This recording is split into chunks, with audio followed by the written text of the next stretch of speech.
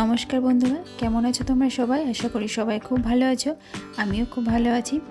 যে যেখান থেকে আমার ভিডিওটা দেখছো, বড়দেরকে প্রণাম আর ছোটোদেরকে অনেক ভালোবাসা জানিয়ে আমি আমার আজকের ভিডিও শুরু করছি। আর তোমাদের সবাইকে জানাই আমার এই ছোট্ট পরিবারে অনেক স্বাগত। তো চলো শুরু করা যাক আজকের ভিডিও। তো আজকে আমি কি বিষয়ে ভিডিও করছি তোমরা নিশ্চয়ই বুঝতেই পারছো। আমাদের সবার সারাদিনের বেশিরভাগ সময়টাই কাটে রান্নাঘরে, আর সেই রান্নাঘরটাকে একটু সুন্দর করে সাজিয়ে গুছিয়ে না রাখলে ভালো লাগে না। কিন্তু সব সময় সেটা হয়ে ওঠে না, মানে বিশেষ করে আমি পারি না, কারণ আমার ঘরে একটা পুচকে আছে। 24টা ঘন্টার মধ্যে 20টা ঘন্টা সময়ই ওর পেছনে চলে যায়, আর 4 ঘন্টা সময় পাই আমি আমার নিজের জন্য। আর তার মধ্যে রান্না বান্না, খাওয়া দাওয়া, স্নান এগুলো আছে। তো আর কখন আমি রান্নাঘর পরিষ্কার করব, কখন ঘর পরিষ্কার করব, সেটাই ভেবে পাই না। কিন্তু তার মধ্যেও করতে হবে, একটু পরিষ্কার পরিচ্ছন্ন করে না রাখলে তো হবে না। তো দেখো আমার ঘরটা কীরকম অগোছালো হয়েছে। বেশ অনেক কদিন আমি রান্নাঘরটা পরিষ্কার করতে পারিনি।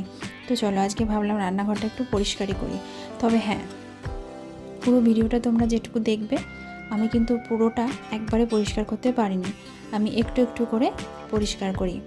আজ হয়তো একটু করলাম, মানে একটা সাইড করলাম, আবার কাল আর একটা সাইড করব। এইভাবে আমি পুরো ঘরটা পরিষ্কার করেছি। কারণ এই পুরো ঘরটা, এত বড় ঘরটা যদি একবারে আমি পরিষ্কার করতে যাই তাহলে আমার কম করে 3 থেকে 4 ঘন্টা সময় লাগবে ভালোভাবে পরিষ্কার করতে গেলে। কিন্তু আমার হাতে সেই সময়টা কই, যে অতটা সময় নিয়ে আমি ঘরটা পরিষ্কার করব, সেই সময়টা তো আমার হাতে নেই। তাই একটু একটু করে পুরো ঘরটাকে মোটামুটি একটু পরিষ্কার করে সাজিয়ে গুছিয়ে রেখেছি। তো চলো সেটুকু একটু তোমাদের সঙ্গে শেয়ার করি। তো প্রথমে দেখলে আমি গ্যাসটা ভালো করে মুছে নিলাম।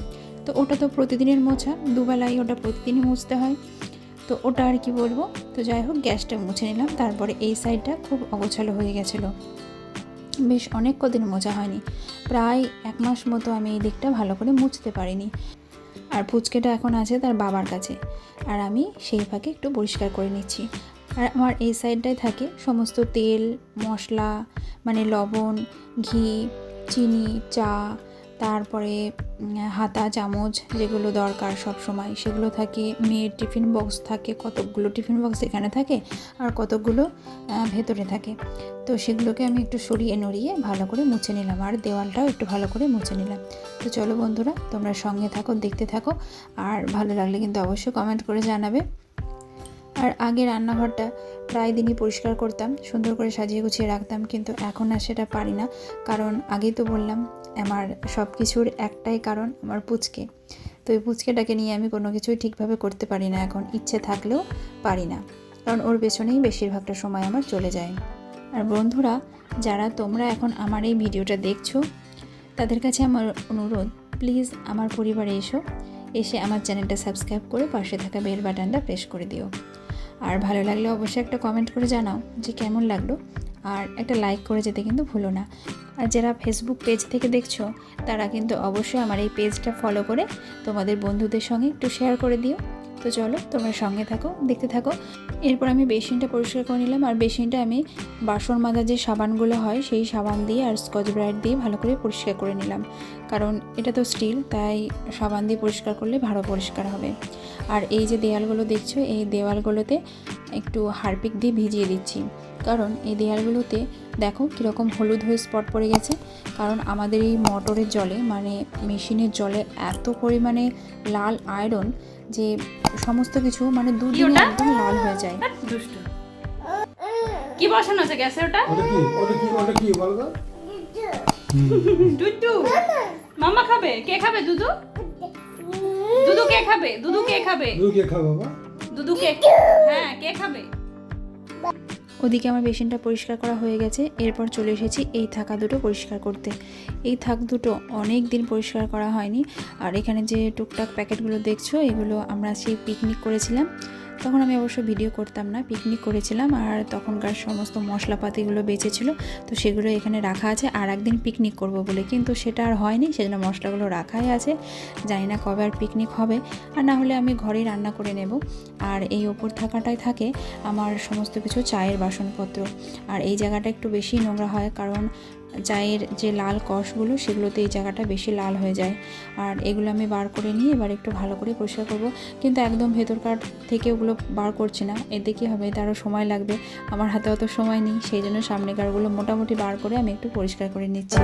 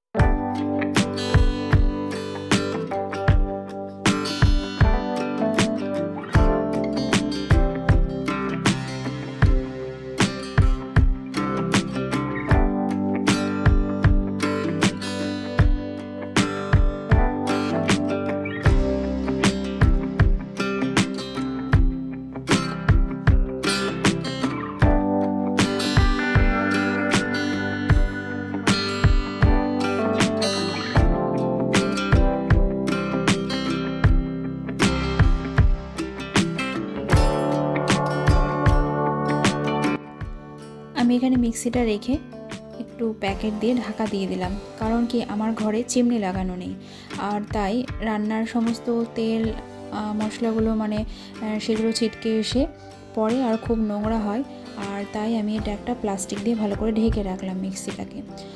এবার এসেছি এই ওপরের আলমারিটা পরিষ্কার করতে। পরিষ্কার বলতে এটার ভেতরে তো অতটা নোংরা ঢোকে না, মানে কাঁচ লাগানো থাকে, সেই জন্য ভেতরে সেরকম নোংরা যায় না, আর কৌটো কাঁটাগুলো এলোমেলো হয়ে যায়, তাই কৌটোগুলো আমি একটু সাজিয়ে রাখবো।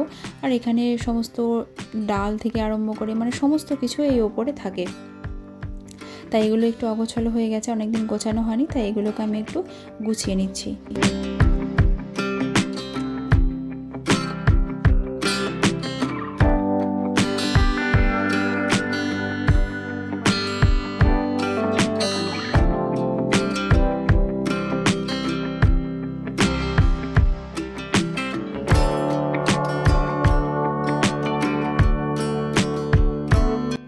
দেখো আমার সমস্ত কৌটোগুলো গুছিয়ে রাখা হয়ে গেছে, আর এরপর আমি বাইরেকার কাঁচটা ভালো করে মুছে নিচ্ছি। আর আমি সমস্ত রান্নাঘরটাই মুছেছি একটু উষ্ণ গরম জল করে, তার ভিতর ডিটারজেন্ট দিয়ে, সেই জলটা দিয়ে আর একটা ভালো জল, আর একটা পাত্রে ভালো জল নিয়েছি। তো এই দুই রকম জল দিয়ে প্রথমে সার্ফ জল দিয়ে মুছেছি, আর তারপরে এমনি নর্মাল জল দিয়ে ভালো করে মুছেছি। এরপর রান্নাঘরের ডান সাইডে আমার এই দুটো জানলা আছে, আর এই জানলাগুলোতে প্রচণ্ড মাকড়সা জাল হয়েছে, তো সেগুলো আমি একটু ভালো করে ঝেড়ে নিচ্ছি, তারপরে একটু দেওয়ালটা ভালো করে মুছে নেব।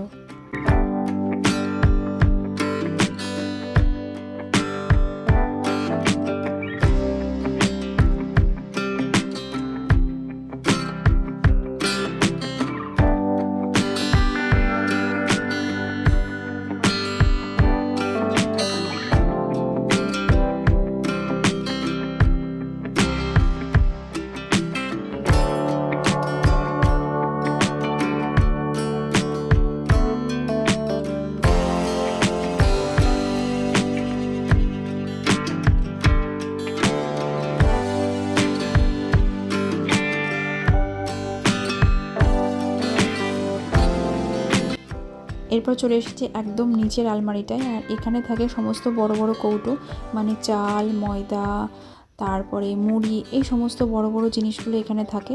আর এখানে থাকে কয়েকটা টিফিন কৌটো। তো এই টিফিন কৌটোগুলো দেখো এলোমেলো হয়ে গেছে, আর এই জায়গাটা একটু মুছে দিচ্ছি। তাছাড়া এই আলমারিটা, নিচেকার এই আলমারিটা সমস্ত কিছুই গোছানো আছে, ঠিকঠাকই আছে, শুধু এই কৌটোগুলো একটু ওলটপালট হয়ে গেছে। আর এই জায়গাটা আমি একটু মুছে কৌটোগুলোকে সাজিয়ে গুছিয়ে রাখবো। সবার ব্লগ দেখি, ভিডিও দেখি, সবাই দেখি কত সুন্দরভাবে রান্নাঘর, তারপরে বেডরুম, মানে সমস্ত কিছুই কত সুন্দরভাবে সাজিয়ে গুছিয়ে রাখে।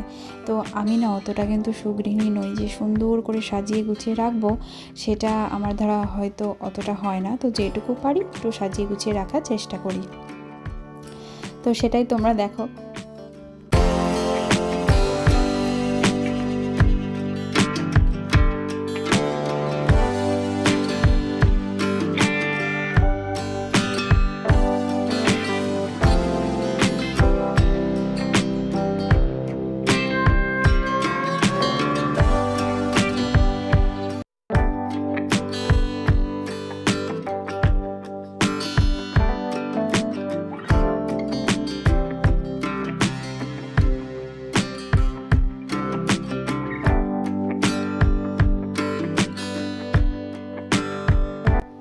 এটা হচ্ছে আমার নিরামিষ মিনি ওভেন।